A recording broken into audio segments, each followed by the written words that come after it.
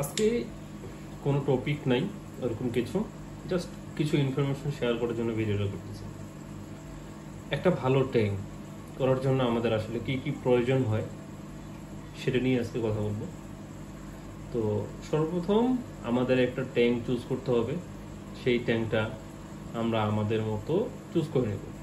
বাস যদি আপনারা planted set করতে চান তাহলে আমি বলবো আপনাদেরকে সর্বনিম্ন যদি ট্যাঙ্ক করেন লেন্থে 18 ইঞ্চি ট্যাঙ্ক করবেন। 18 ইঞ্চিটা খুব একটা পারফেক্ট সাইজ। 24 ইঞ্চি করতে পারলে বেস্ট, বাট 18 ইঞ্চির নিচে না, কারণ 18 ইঞ্চি ট্যাঙ্ক এখন তারপরেও মার্কেটে লাইট কিছু অ্যাভেলেবেল পাওয়া যাচ্ছে, এর আগে ছিল না। এখন নেটলিয়া বলেন, তারপরে চাইনিজ কিছু ব্র্যান্ড আছে যেগুলো 18 ইঞ্চি লাইট প্রোভাইড করে থাকে।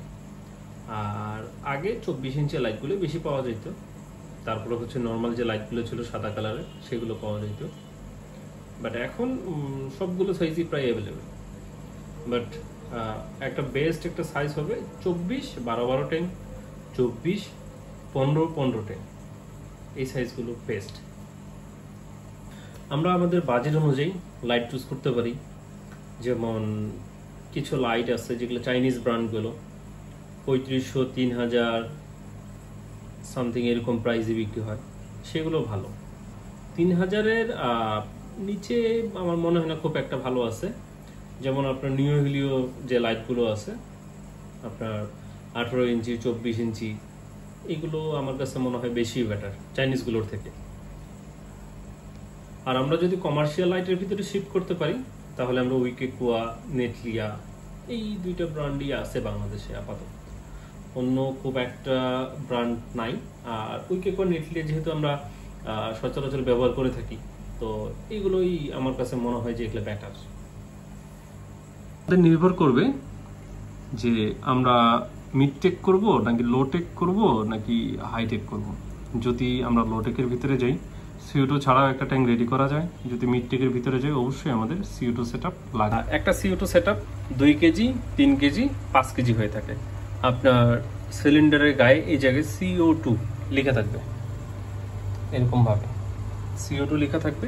এরকম একটা সিলিন্ডারটা ওয়েট খুবই ভালো।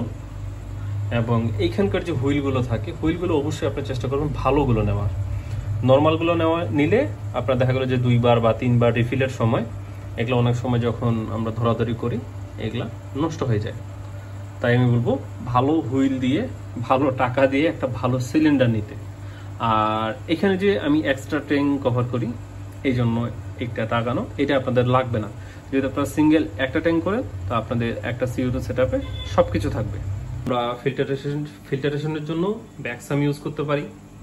যদি আমরা মনে করি ব্যাকসাম ইউজ করব না তাহলে আমরা ক্যানিস্টার আমি বলবো দুরন্ত অ্যাকোয়াটিক থেকে নিতে পারেন, বাজেট ফ্রেন্ডলি, অনেক ভালো। আর এগুলো প্রচুর ইউজার আছে বাংলাদেশে। হট ফিল্টারে শিফট করতে পারি, বাট 2 ফিট ট্যাঙ্ক কখনোই হট ফিল্টার দিয়ে ভালো কভার করবে না। তাই আমি অবশ্যই আপনাদেরকে রিকমেন্ড করব যে আমরা ক্যানিস্টার ফিল্টারে শিফট করি। আমরা ক্যানিস্টার ফিল্টার নেই বা ব্যাকসাম নেই। প্রাইস ক্যানিস্টার ফিল্টারের বেশি, ব্যাকসাম্পে কম। ব্যাকসাম্পে সুবিধা বেশি ক্যানিস্টার ফিল্টারের থেকে, বাট লুকের দিক থেকে এবং আপনার জায়গার অনুযায়ী সেই হিসাব করে আপনাকে ক্যানিস্টার বা ব্যাকসাম করতে হবে। তো ব্যাকসাম করতে গেলে অবশ্যই আমাদের পিছন দিকে একটু জায়গা রাখতে হয় এবং একটু ফোটাফাটি থাকে আর কি, গ্লাস এগুলো অনেক সময় ভালো লাগে না।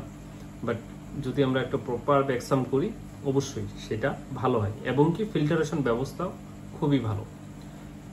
তাই আমি বলবো যদি আপনাদের বাজেট ইস্যু থাকে তাহলে আপনারা ব্যাকসাম্পে চলে যেতে পারেন। যদি আপনাদের বাজেট ভালো থাকে তারপরও ব্যাকসাম্পেই যেতে পারেন। ব্যাকসাম্পে ফিল্টার মিডিয়া অনেক চায়, কটন অনেক চায়, আর এগুলো ক্লিন করাও খুবই সুবিধা ক্যানিস্টার ফিল্টারের থেকে।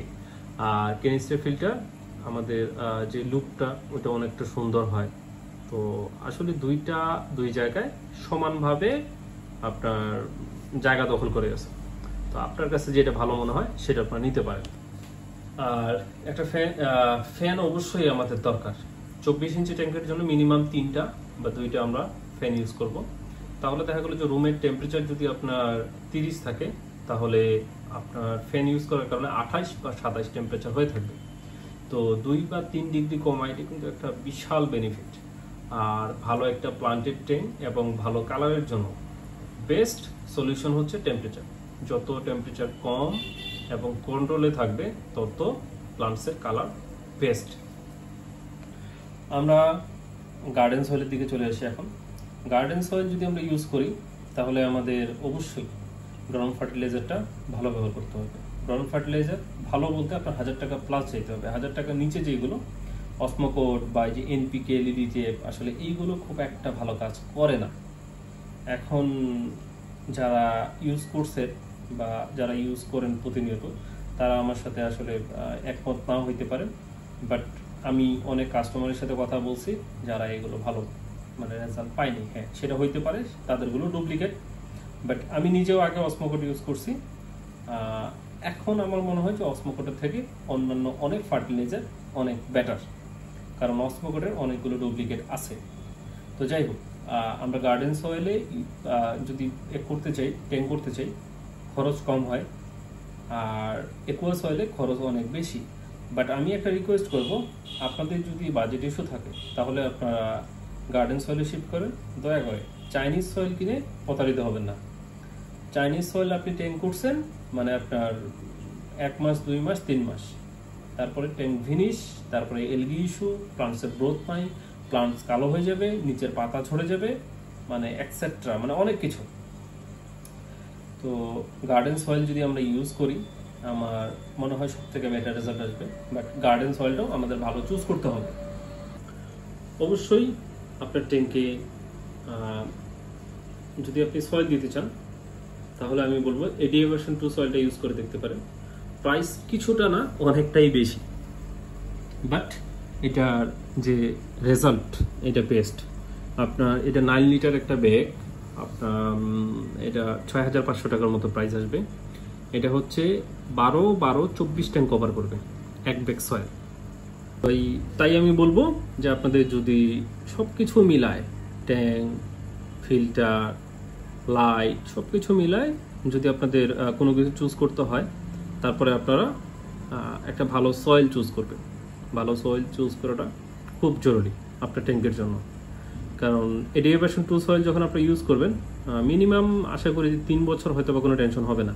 আমি যেই ট্যাঙ্কটা দেখাচ্ছি এটার বয়স প্রায় 1 বছর মনে হয় প্লাস হবে, আমার ঠিক মনে নাই, 1 বছর প্লাসই হওয়ার কথা। এটার এখনও যে রেজাল্ট আসে আশা করি যে আরও এটা 2 বছর অনায়াসে চলে যাবে। এবং যারা অনেক আগে থেকেই আমি তাদের সাথে কথা বলে দিয়েছি, এটার রেজাল্ট খুবই ভালো এবং এটা দীর্ঘমেয়াদী। তাই আমার মনে হয় যে আপনারা কোথাও যদি পয়সা খরচ করতে চান তাহলে এডিএ ভার্সন 2 সয়েলে খরচ করতে পারেন। এটা ভালো একটা বেনিফিট দেবে আপনাদেরকে। সর্বশেষ আসি টাইমারে। আপনার টাইমার যদি ইউজ না করতে চান তাহলে প্লান্টেড হবিতে সবথেকে কষ্টকর একটা বিষয় লাইট এবং CO2 অন করার জন্য টাইমার একটা বেস্ট সলিউশন। আপনাকে নিজে থেকে মনে রাখতে হবে না কোন সময় অন হবে অফ হবে। আপনারা সুইচ ইউজ করতে পারেন, সকেট ইউজ করতে পারেন, আপনার যার কাছে যেটা সুবিধা মনে হয়। যেহেতু আমার অনেকগুলো ট্যাঙ্ক তাই আমি সুইচ ইউজ করি, বাট আপনারা চাইলে এরকম সকেটগুলো ইউজ করতে পারেন। এই সকেটগুলোর দাম আপনার 800 থেকে 1200 টাকা হয়ে থাকে এবং আরও কিছু কিছু দামি দামি আছে। আপনাদের কাছে যেটা বাজেট ফ্রেন্ডলি মনে হয় আপনারা সেটা ইউজ করতে পারেন। আপনারা এটা যদি ইউজ না করেন মেইন যে একটা মজা যে আপনার লাইটটা অটোমেটিক অন অফ হবে এটা আপনারা পাবেন না।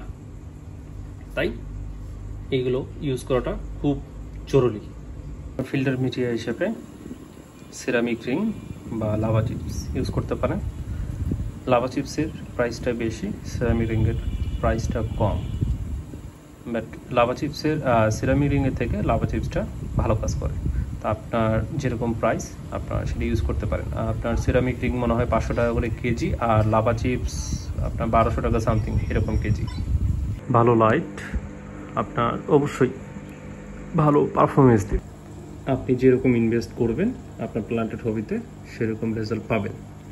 তাই ধীরে ধীরে জিনিসগুলো করুন, বাট যেটা পারচেস করবেন অবশ্যই ভালো পারচেস করার চেষ্টা করবেন।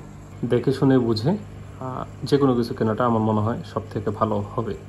আর প্লান্টেড ট্যাঙ্ক করতে গেলে অবশ্যই মিক্স যে কোনো স্ট্রিম আপনারা ইউজ করবেন, এতে এলগি প্রবলেমটা থাকবে না। ব্ল্যাক মলি ইউজ করতে পারেন, যদি সে পারচেস করতে পারেন তাহলে সে পারচেস করবেন, বাট স্ট্রিম এটা থাকবেই। যে আজকের যে টপিক ছিল সেটা আসলে ক্লিয়ার, আর নতুনভাবে বলার মতো কিছু নাই। এই ট্যাঙ্কে এলগি প্রবলেম ছিল, এলগিটা ধীরে ধীরে যাচ্ছে। অবশ্যই আমি এবিটি ফিক্সড ইউজ করার পর কীরকম রেজাল্ট পাইলাম আমি সেটা নিয়ে একটা লং ভিডিও নিয়ে আসবো। আমি শর্টসের মাধ্যমে আপনাদেরকে তারপর আপডেট দেওয়ার চেষ্টা করছি।